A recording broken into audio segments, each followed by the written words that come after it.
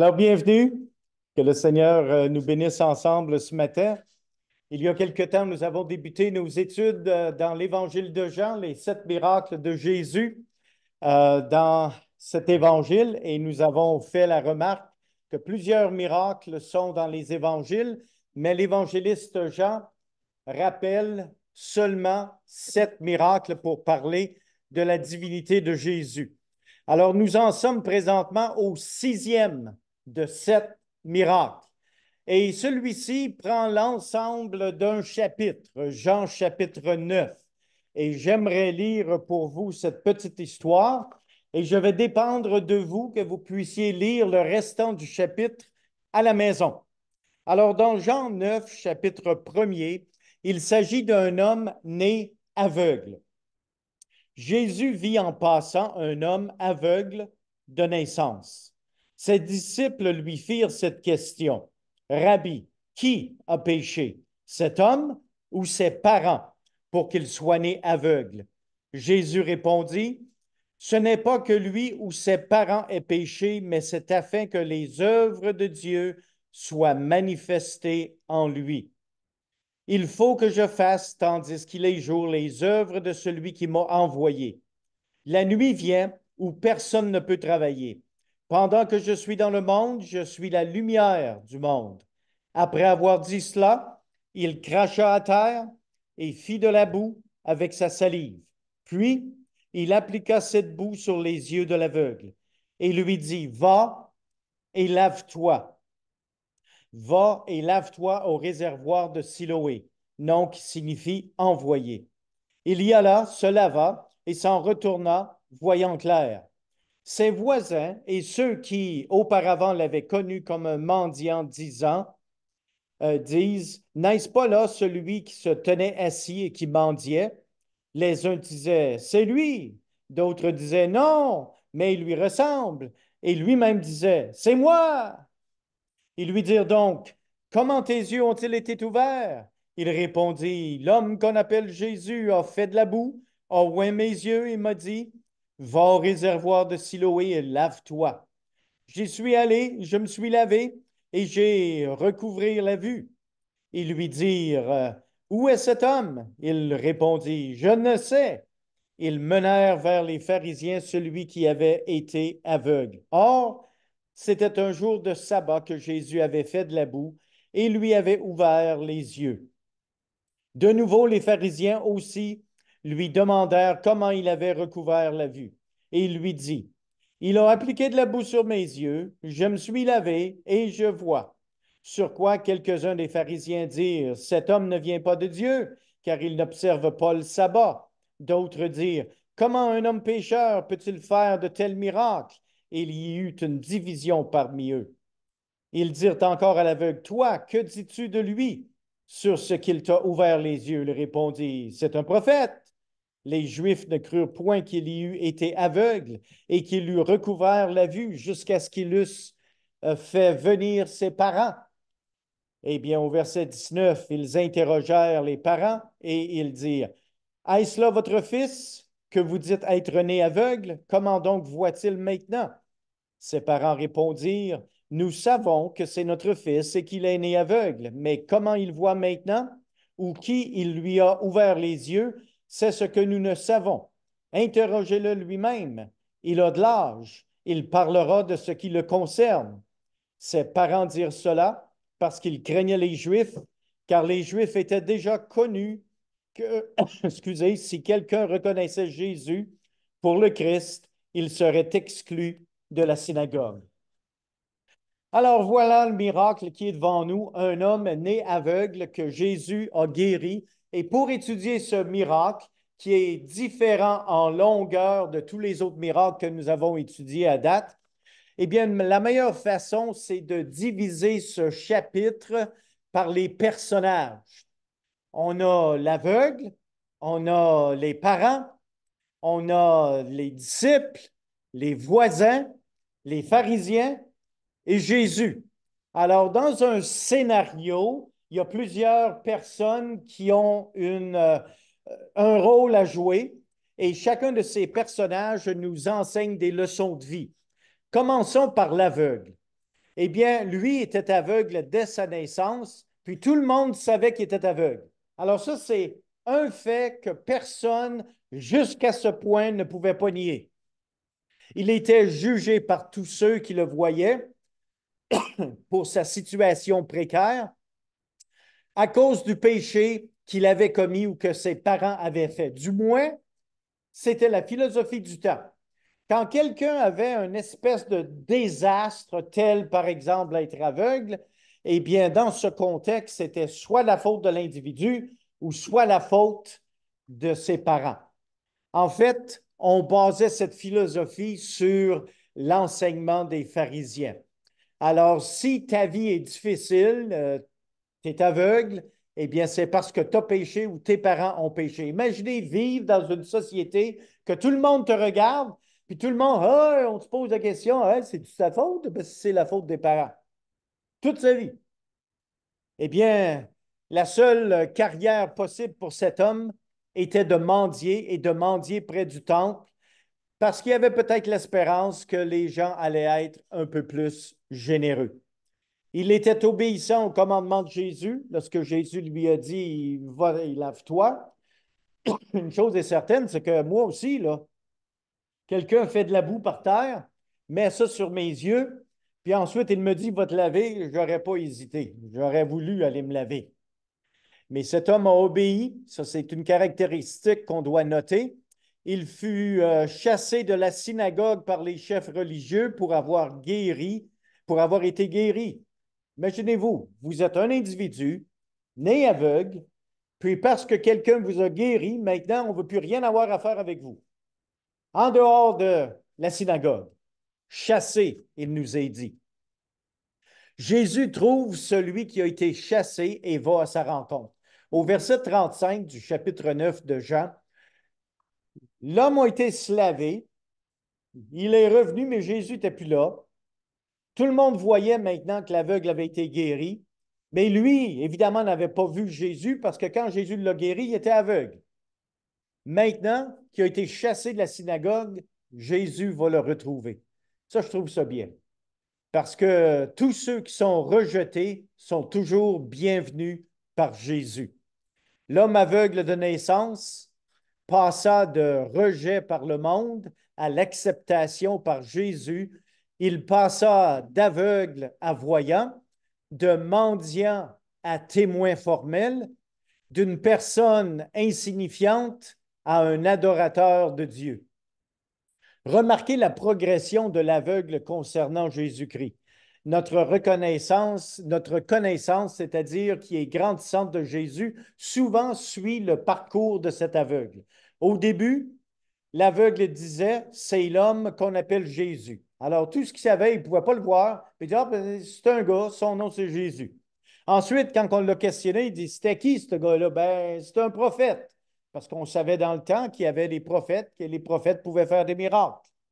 Puis, plus loin, au verset 31, l'aveugle qui voyait maintenant, on dit, c'est quelqu'un qui fait la volonté de Dieu. Maintenant, sa connaissance de Jésus a augmenté. Et finalement, au verset 38, il dit, c'est Dieu. Il l'adora. Et cette progression de connaissance est plutôt frappante dans ce texte. Jésus a guéri plusieurs aveugles dans son ministère, mais c'est la seule fois qu'il fit de la boue un jour de sabbat et qu'il l'appliqua sur les yeux de l'aveugle. Nous allons voir un peu plus tard, lorsque nous allons regarder aux pharisiens, la raison pour laquelle Jésus a fait de la boue. Il y avait non seulement l'aveugle, mais il y avait les parents de l'aveugle. Maintenant, mettez-vous pour quelques instants dans les sandales des parents. Les parents aiment leurs enfants. Est-ce que j'ai raison? Généralement, on espère que les parents aiment leurs enfants, puis que les parents vont toujours faire leur possible pour faciliter la vie à leurs enfants, n'est-ce pas? Bon, ben maintenant, ces parents-là ont donné naissance à un fils qui était né aveugle. Et ce fils né aveugle est devenu mendiant. Maintenant, Jésus passe, le guérit. On aurait espéré que ses parents auraient été dans une espèce de réjouissance concernant cette guérison. Mais les parents ont tout simplement confirmé que leur fils était aveugle dès sa naissance. Ils ne voulaient pas défendre leur fils en justice, mais ils ont simplement dit qu'il avait l'âge de répondre aux questions pour lui-même. Ceci indique que l'homme était un adulte. Alors, en d'autres mots, là, maintenant que le fils est guéri, on s'éloigne un peu du fils guéri. Il mendiait auparavant, maintenant qu'il est guéri, les parents s'éloignent. Hey, ça, là, ça doit être dur à prendre. Les parents qui s'éloignent du fils guéri. Les parents avaient si peur d'être jetés en dehors de la synagogue qu'ils n'ont pas défendu leur fils devant les chefs religieux. S'il y a quelque chose qui fait mal dans la vie, là, c'est quand vous avez quelqu'un de proche dans votre famille qui s'éloigne de vous autres, qui ne veut plus rien avoir à faire avec vous. Ça, là, ça fait mal. Mais si vous vous mettez dans les sandales de cet homme, eh bien, c'est ce qu'il a dû vivre avec ses propres parents. Les parents devaient vivre à chaque jour avec le stigma public qu'il avait possiblement commis un péché qui était grave au point où leur fils était né aveugle. Ça, c'était la croyance du temps. Puis, c'est une croyance qui est visible selon l'attitude des disciples. Au début du chapitre, maintenant, on va s'attarder aux disciples. Les disciples croyaient que toute forme d'handicap était le résultat d'un péché par un bébé dans le sein de sa mère ou les péchés d'un parent ou d'un ancêtre. Imaginez-vous cette croyance. Un enfant est né avec un handicap, puis il a peut-être péché dans le sein de sa mère, ce bébé-là. Hey, ça, c'est grave. Ça ne suit pas la logique, quoi que ce soit. Mais c'était la croyance du temps. Les disciples avaient une question d'une profondeur intense basée sur une mauvaise théologie des dirigeants religieux du temps de Jésus. Mais les disciples ont certainement manqué de compassion. Là, essayez de vous mettre un peu dans le scénario. Vous procédez, vous êtes disciples, vous procédez, vous avancez avec Jésus. Le mendiant est assis là en train de mendier près du temple. Puis, au lieu d'avoir compassion sur l'aveugle, pauvre, pauvre monsieur, ça fait tellement, non, ça fait tellement longtemps que vous êtes comme, non. Les disciples immédiatement demandent une question à Jésus, une question théologique. Puis souvent, c'est la même attitude que nous-mêmes on peut avoir. On est plus concerné à propos de la théologie qu'on peut être concerné à propos des besoins d'un individu. Eh bien, c'est une des situations ici que les disciples étaient. Il est évident qu'ils questionnèrent Jésus par curiosité et non pas par compassion. La question des disciples était qui a péché? Vous savez, s'il y a quelque chose qui ne va pas dans la vie, là, qu'est-ce que tu as fait de mal? Qu'est-ce que tu as dit encore? Ben voyons donc, ça se peut pas. Mais quand tout va bien, on prend tout pour acquis. C'est seulement quand ça va mal qu'on se pose des questions pour essayer d'identifier qui blâmer. Mais t'as dit quoi à qui? Qu'est-ce que t'as fait? Qu'est-ce qui t'a fait? Qu'est-ce qui est arrivé? Mais quand tout va bien, que ça roule comme sur des roulettes, on oublie même de dire merci Seigneur, ceci fut une très bonne journée pour ta gloire. C'est curieux, l'être humain, n'est-ce pas? Quand ça va mal, on questionne, on blâme, on cherche à attribuer le blâme. Quand tout va bien, souvent on oublie même de dire merci Seigneur, parce que tout a bien été. C'est toujours dangereux quand nous avons seulement deux réponses possibles à une si grande question. Dans la situation des disciples, qui a péché, Seigneur, lui ou ses parents? Avez-vous remarqué la réponse de Jésus? Jésus a dit, ni un, ni l'autre.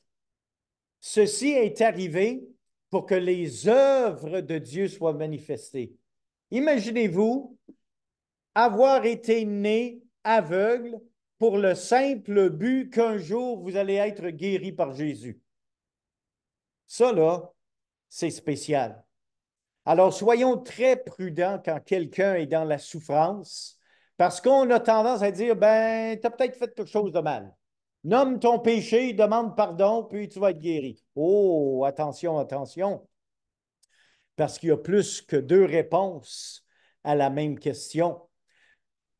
Eh bien, aujourd'hui encore, la même théologie erronée est présente dans la théologie de l'Évangile de la prospérité. L'Évangile de la prospérité dit ceci. Si vous croyez en Dieu, vous allez prospérer. Vous n'allez jamais être malade.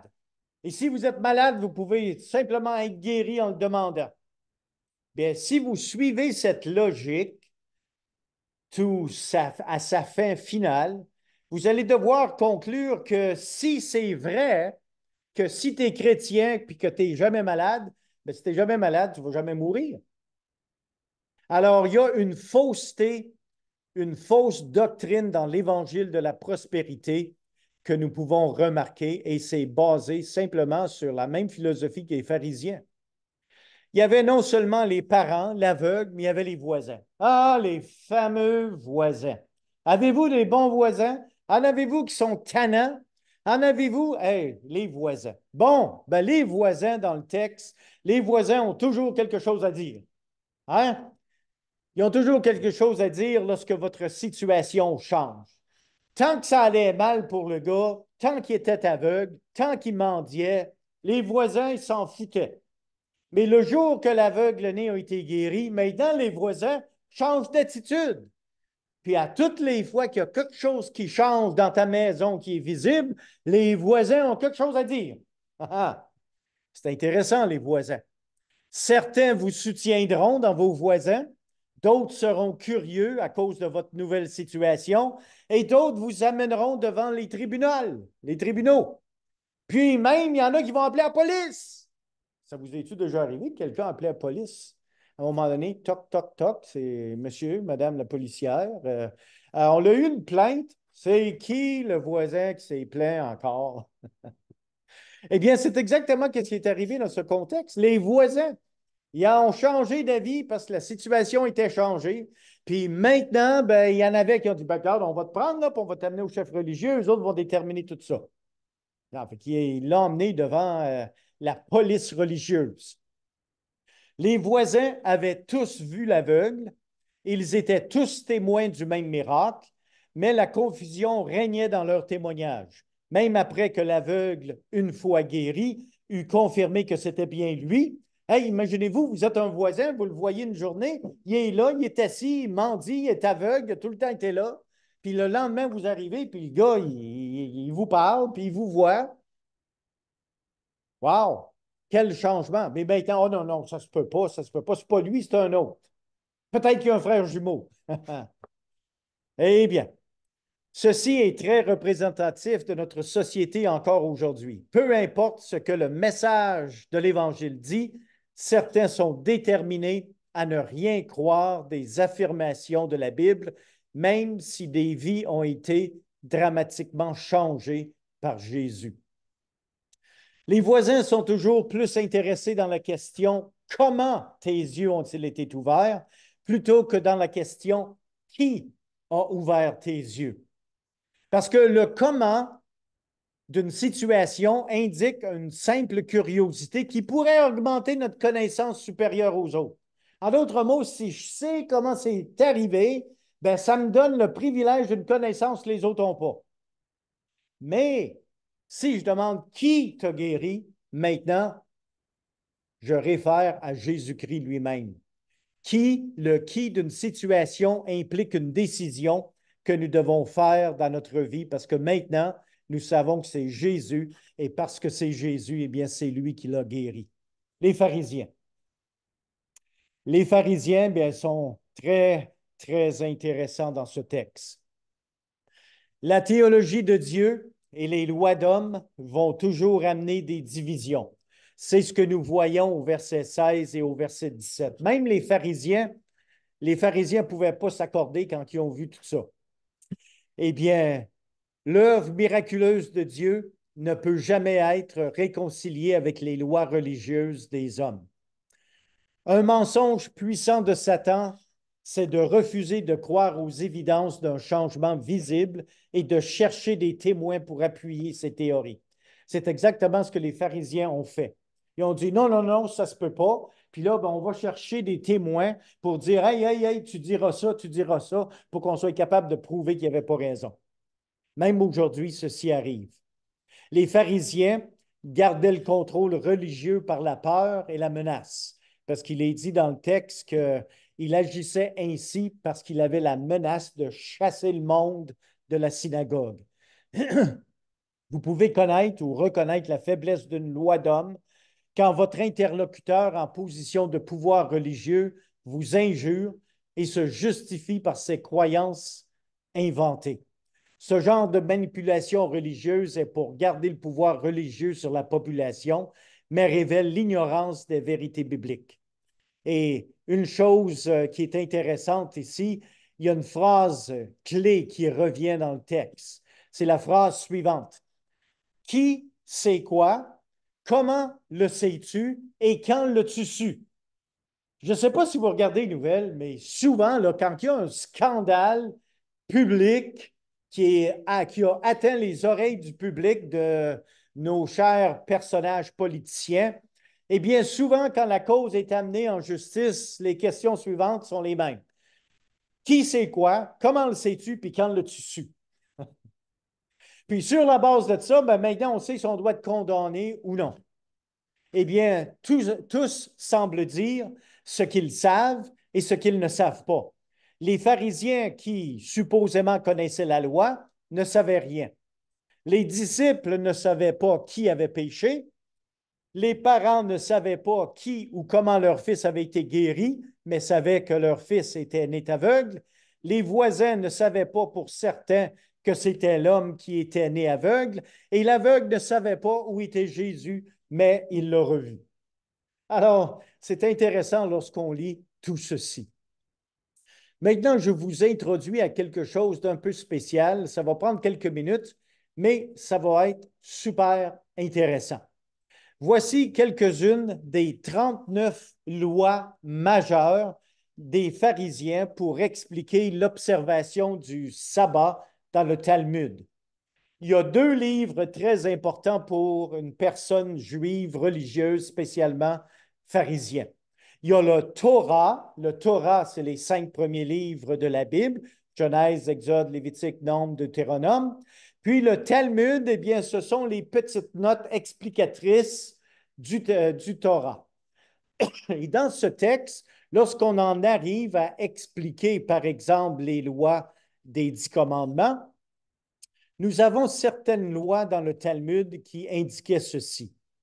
À cette fin, il est expliqué comment les lieux au-delà de laquelle il aurait été interdit de porter des choses. Alors, le jour du sabbat, vous ne pouvez pas rien porter. Eh bien, ceci, si l'on suppose un certain nombre de petites maisons privées avec une cour commune, il aurait été illégal le jour du sabbat de transporter quoi que ce soit de l'une de ces maisons de l'autre. Alors, on ne pouvait pas prendre d'une maison à l'autre. Ça, c'était de transgresser le sabbat. Alors, qu'est-ce qu'on a fait? On a construit des maisons dans une espèce de rond avec une cour commune. Puis, s'il y a une cour commune, là, on peut se promener d'une maison à l'autre parce que c'est toute la même maison. Ou si vous voulez vous promener de gauche ou de droite, tout ce que vous avez à faire, c'est de mettre un fil sur les maisons. Alors, toutes les maisons sont connectées. Alors, toutes les personnes sont connectées dans la maison. Tout ce monde-là peut dire, c'est notre maison. Alors, on peut se voisiner le jour du sabbat. Chose très intéressante, comment c'est un voyage de sabbat était normalement 2000 coudées. Ça, là, c'est une coudée, environ 18 pouces, multiplié par 2000 fois. Ça veut dire que vous avez le droit d'aller 2000 coudées plus loin, puis là, vous ne pouvez plus aller plus loin. Bien, si la journée d'avant, vous amenez 2 repas, vous pouvez mettre vos repas là-bas, puis là, vous pouvez voyager 2000 coudées, puis parce que vous avez un chez vous temporaire, un terrain de camping, si vous voulez, bien là, vous pouvez voyager un autre 2000 coudées pour aller voir un autre cousin, un autre mononcle, un autre ma tante. Chose intéressante, la manière qu'on raisonnait. Tout ça, là, c'est dans le Talmud. Un âne ne pourrait pas être amené dehors sur la route avec son chargement, sauf si le chargement avait été mis sur l'animal avant le sabbat. Avec le pauvre âne, là, il est attelé, il est chargé, puis la journée du sabbat arrive. Excusez mon âne, mais tu vas rester chargé. Puis si tu voyageais avec ton âne, puis là, tu arrivais, tu pouvais prendre seulement qu'est-ce que tu avais absolument besoin pour la journée du sabbat. Puis l'âne, lui, tu pouvais juste défaire la boucle, puis là, tout tombait à terre, tout restait là. C'était ramassé la journée suivante après le sabbat. C'est intéressant, la vie d'un âne, la journée du sabbat. C'est pas surprenant que souvent, de temps à autre, le Seigneur a dit aux pharisiens, si une brebis tombe dans un puits, vous allez aller la chercher, mais on ne peut pas guérir la journée du sabbat. Ah bien, il y en a une autre chose qui est très intéressante ici. Si un objet a été jeté en l'air avec la main gauche et pris à nouveau dans la main droite, alors là, vous avez commis un gros péché, vous avez jonglé. Mais si vous voulez avoir du fun, eh bien, vous pouvez lancer la chose en haut et la rattraper par la même main. Ça, c'est pas travailler. Hey, ça, il faut le faire, là. Ça fait que, en d'autres mots, qu'est-ce qui est péché? C'est le jonglage. C'est pas de lancer la. Oh, oh, oh, oh, t'es où? Parce que là, si elle tombe à terre, vous ne pouvez plus la ramasser. Parce que ça, c'est un autre péché. Hey, c'est intéressant. S'il a plu et que l'eau est tombée du ciel et recueillie dans un vase, il n'y avait aucun péché. Mais si la pluie avait descendu vers le bas du toit, il s'agirait de péché. En d'autres mots, là, quand l'eau glisse sur le toit puis que vous avez un baril d'eau, que vous ramassez l'eau, ne touchez pas à ça. Là. Ça, c'est péché. Mais si vous avez un baril à côté puis que l'eau tombe dedans, ça, c'est correct. OK? Parce que la pluie est tombée du ciel, c'est venu de Dieu. Elle n'a pas touché votre toit de maison. Peu de temps avant le début du sabbat, le vendredi après-midi, rien de nouveau devait être commencé. Le tailleur ne pouvait plus sortir avec son aiguille, ni le scribe avec sa plume, ni les vêtements être examinés avec la lumière de la lampe. Les professeurs n'autorisaient pas ses élèves à lire. Alors, journée du sabbat, pas de lecture. Pourquoi? Parce qu'à un moment donné, ça devient sombre. Puis là, il y a une chandelle pas loin. Si vous tassez la chandelle pour être capable de mieux lire, vous avez péché parce que vous avez déménagé la lampe. Ah ouais, c'est ça.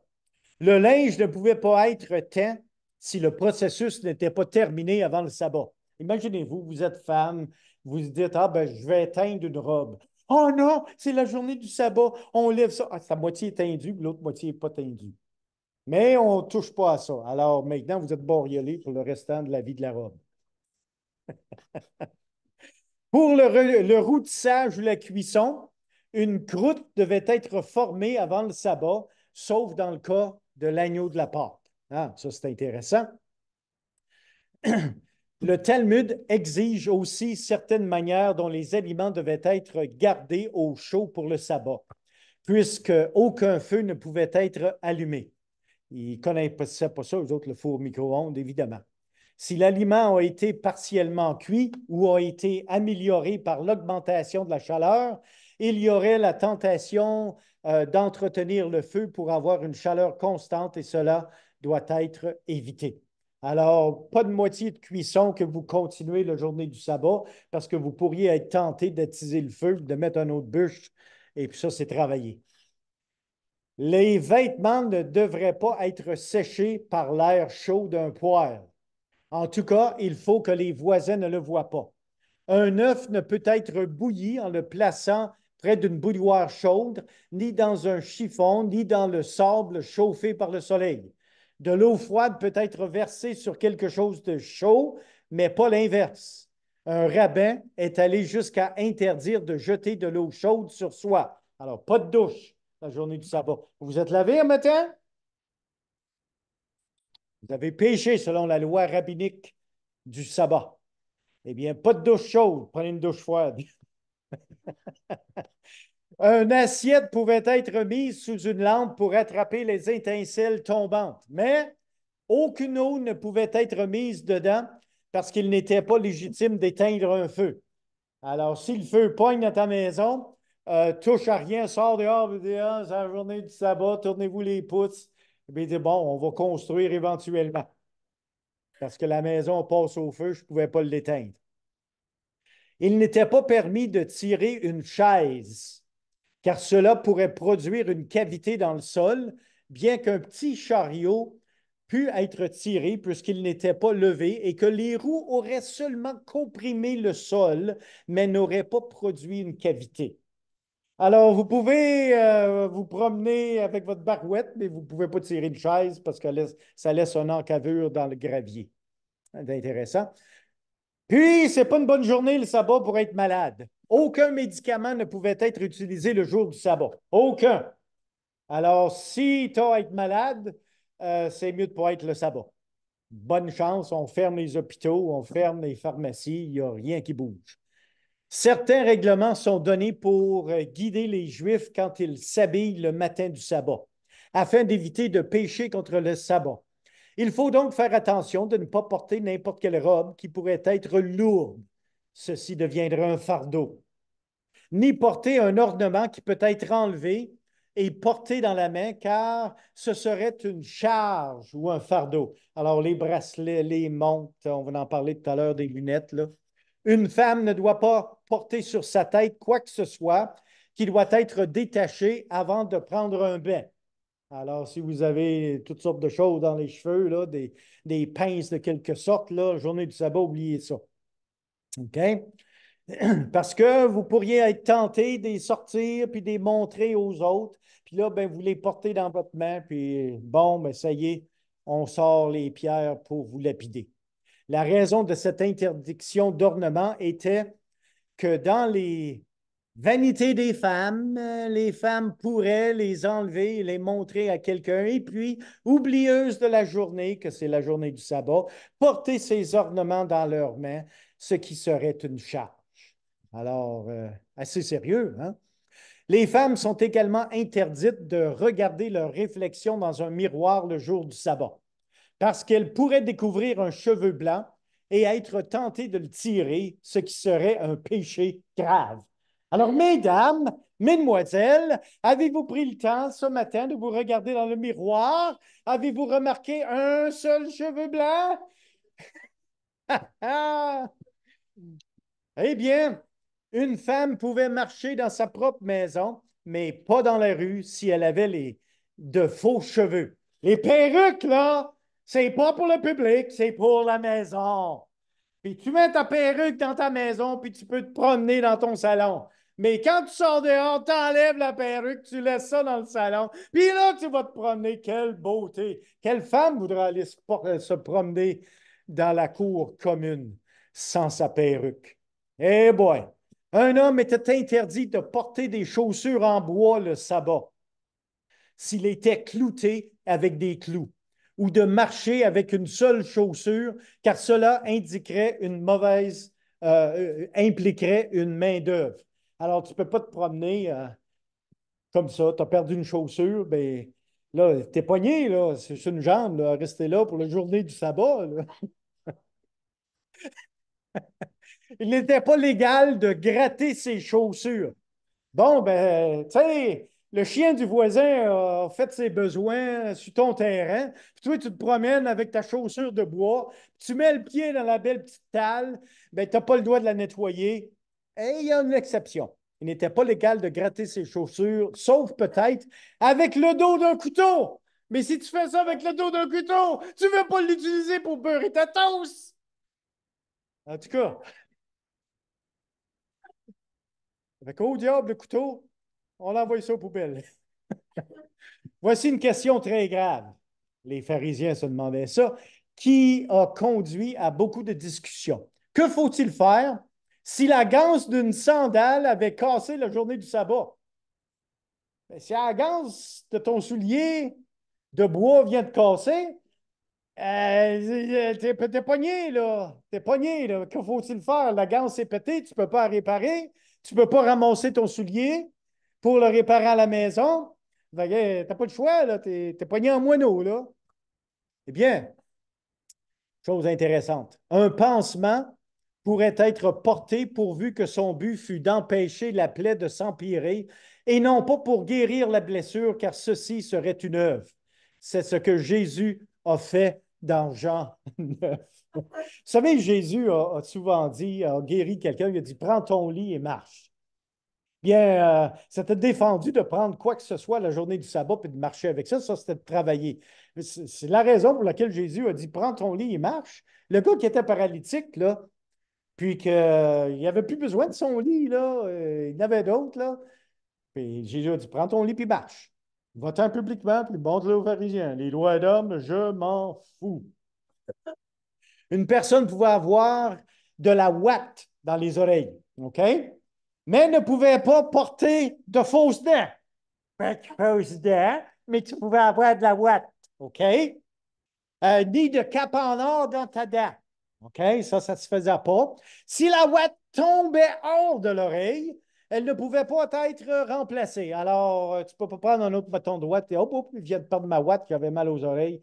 C'est de valeur. Eh bien, il y avait danger de guérison si la ouate était remise dans l'oreille le jour du sabbat. Alors, si tu as perdu ta ouate, tu n'en mets pas de nouvelles parce que ça pourrait t'aider à guérir. Puis si tu guéris, ben, tu as travaillé. Mais maintenant, vous comprenez pourquoi que Jésus, à plus d'une reprise, a guéri la journée du sabbat.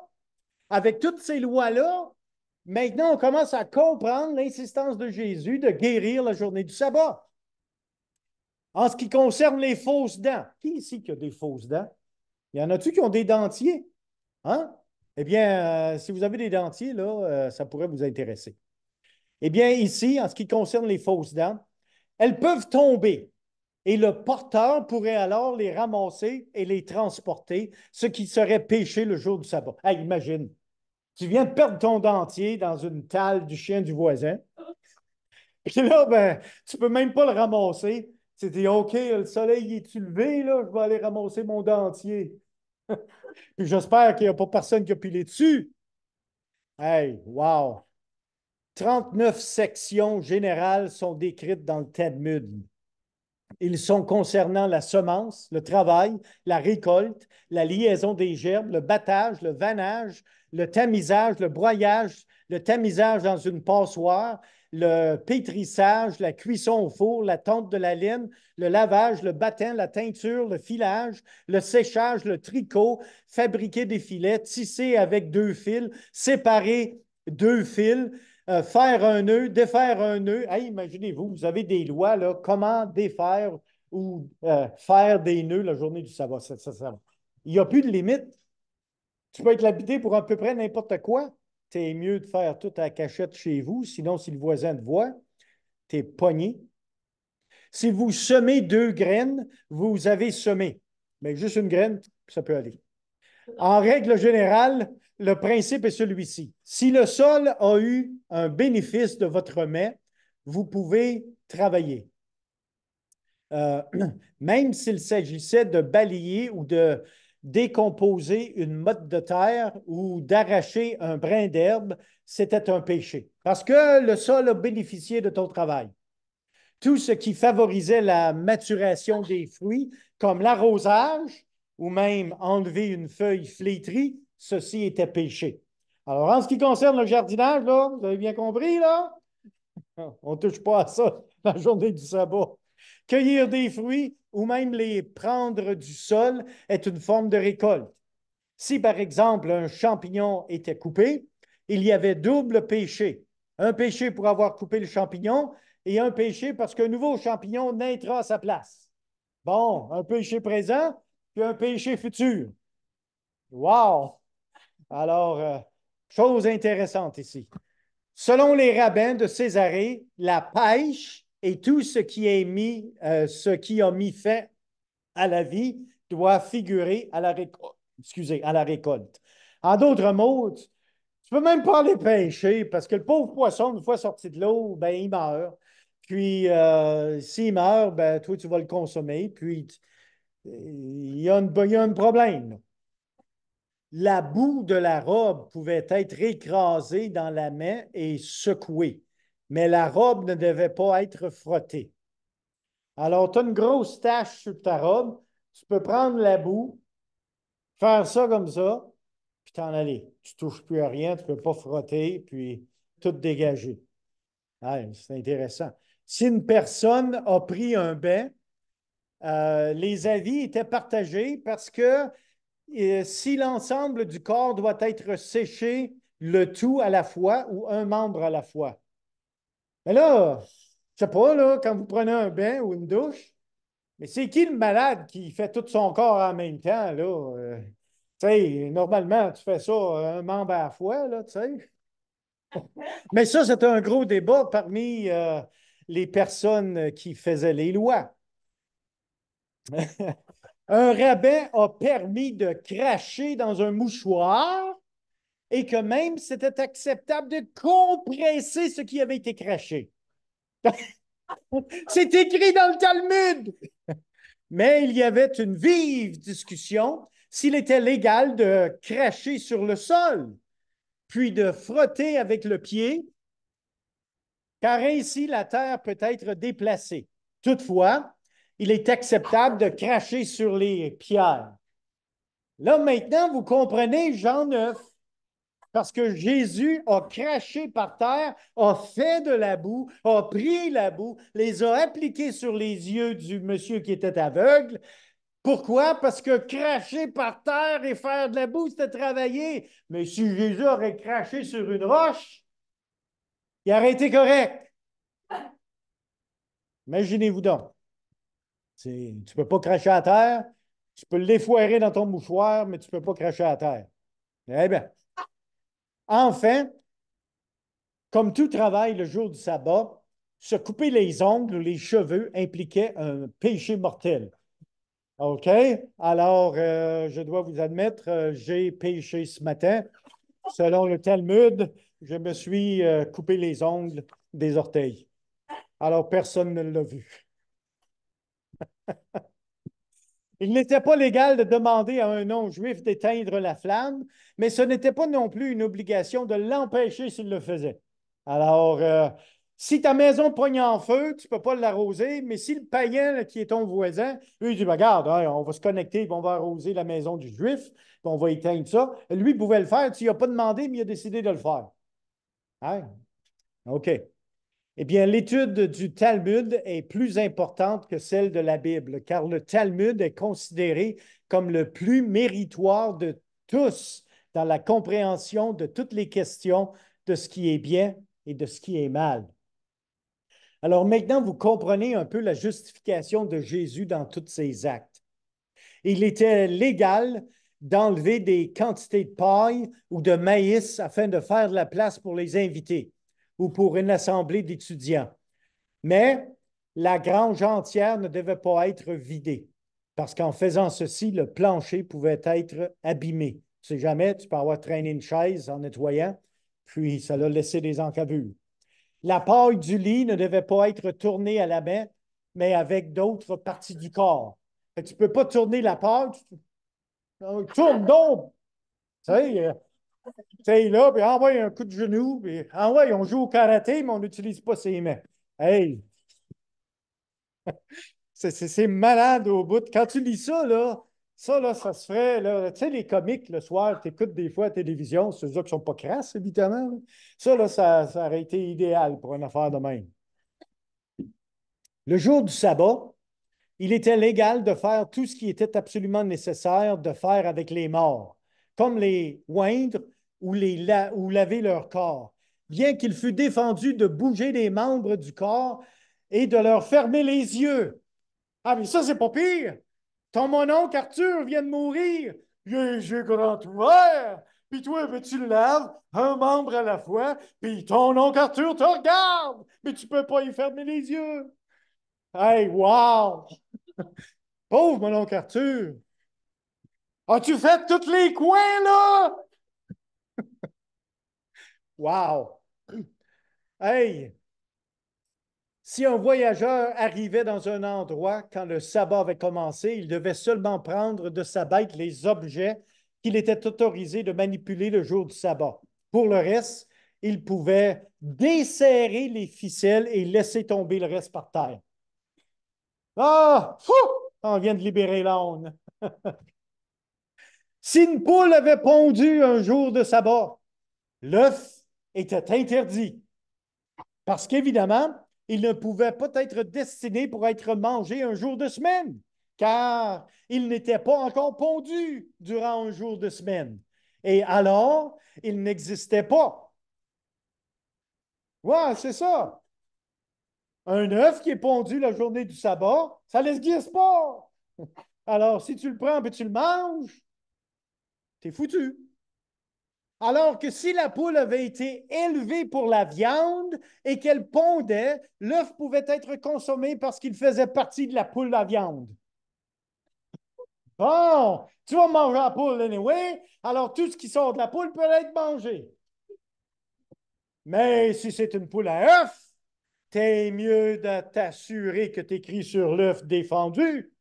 Tu ne peux pas manger l'œuf. L'œuf pouvait être consommé parce qu'il faisait partie de la poule et était considéré comme un morceau de poule qui avait tombé de la poule.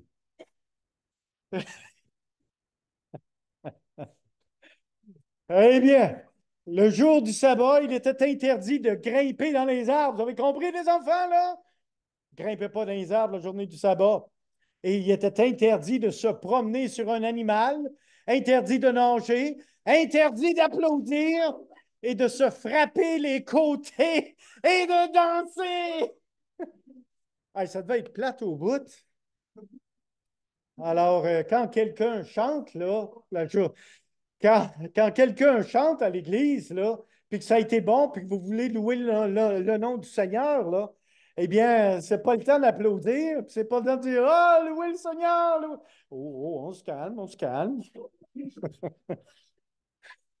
Dans un cas extrême, si le jour du sabbat, un jour, un mur était tombé sur une personne, bon, ça peut arriver, tu sais, des murs, ça peut tomber sur des gens.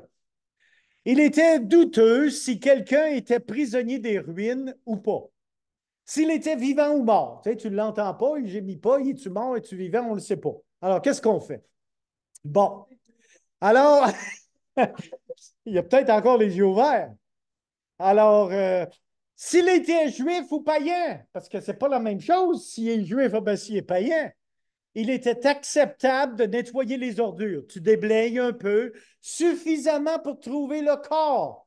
OK? Mon oncle Arthur, là, il est enterré, là, il est dans les débris. Si la vie n'avait pas disparu, en d'autres mots, il gigote encore un petit peu. Bon. Le travail devait se poursuivre. Alors, tu le déterres, mon oncle Arthur, encore plus. Mais si la personne était morte, rien d'autre ne pouvait être fait pour dégager le monde. Laisse-les là, on regardera ça lundi matin.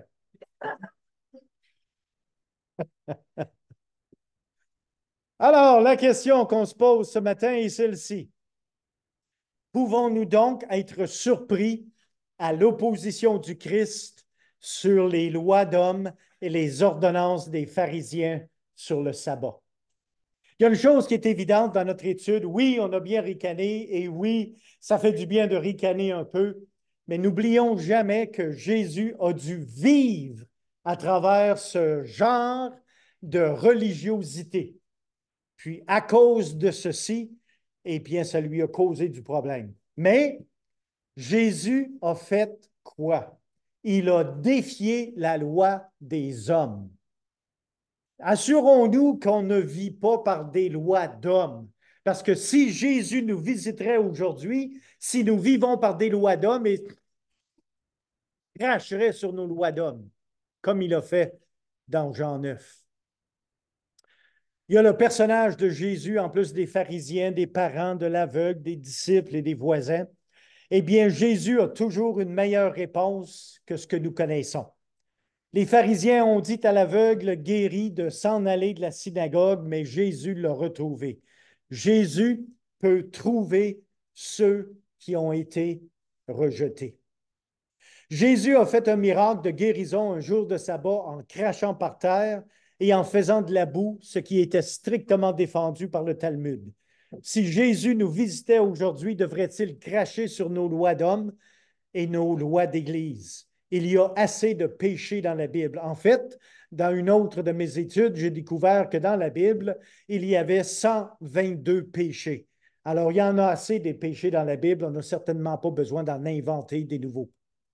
Jésus a agi immédiatement. Quel bel exemple pour nous. Nous devrions réagir immédiatement face à un besoin plutôt que de débattre inutilement sur des questions théologiques simplement par curiosité. Jésus nomme clairement les trois buts pour lesquels il est venu dans le monde. Et vous avez ceci au verset 39. Il est venu afin d'exercer un jugement. Oui, tous devront faire face au jugement de Dieu parce qu'ils ont refusé d'y croire. Il est venu également afin de donner la vue à ceux qui sont aveugles. Jésus donne la vue seulement à ceux qui savent et réalisent qu'ils sont aveugles. Et également, toujours au verset 39, il est venu, c'est-à-dire Jésus est venu afin d'aveugler ceux qui voient, ceux qui pensent être capables de voir les desseins de Dieu sans Dieu, et ils sont pires, ils sont les pires aveugles, et souvent les chefs de ces aveugles sont très religieux.